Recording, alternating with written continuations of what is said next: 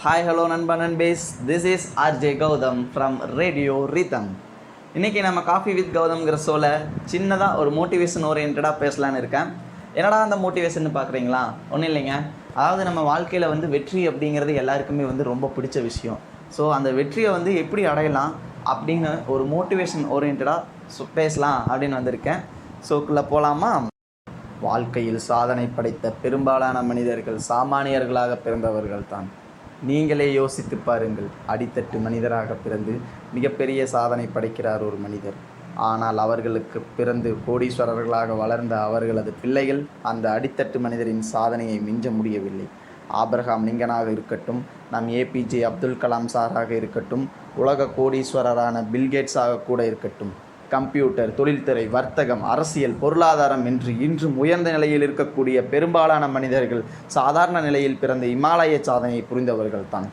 ஆனால் அவர்கள் கையில் பிடித்திருந்த ஒரே சூழ்ச்சமம் உழைப்பு, உழைப்பு, தொடர்ந்த விடாமுயற்சியுடன் கூடிய உழைப்பு, அதிகாரப்பூர்வமான உழைப்பு, அறிவுபூர்வமான உழைப்பு, நுணுக்கங்களுடன் நிறைந்த உழைப்பு. 10,000 மணி நேரம் ஒரு துறையில் உழைத்துவிட்டால் அந்த துறையில் நாம் ஜீனியஸ் ஆகி விடுவோம் என்று ஒரு அறிஞர் கூறியிருக்கிறார். எந்த ஒரு துறையாக இருந்தாலும் சரி, 10,000 மணி நேரம் அந்த துறையில் உழைக்க வேண்டும்.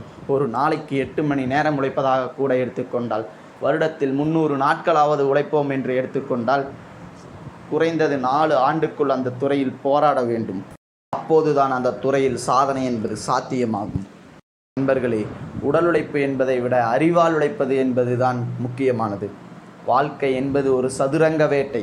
இங்கு உடல் பலம் உள்ளவர்களுக்கு வெற்றி கிட்டாது, அறிவில் பலம் உள்ளவர்களுக்கு மட்டுமே வெற்றி கிட்டும்.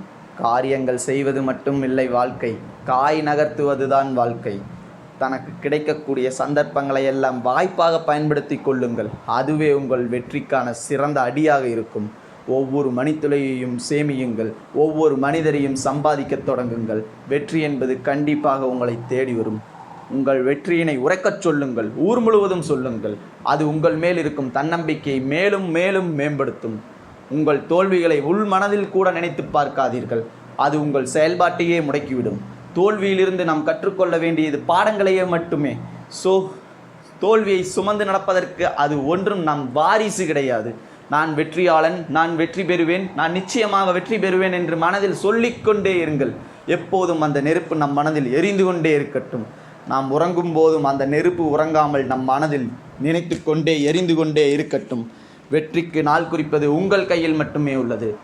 சிந்தித்து செயல்படுங்கள். உழைப்பால் வெற்றி பெறுங்கள். உங்கள் வெற்றி உங்கள் கையில்.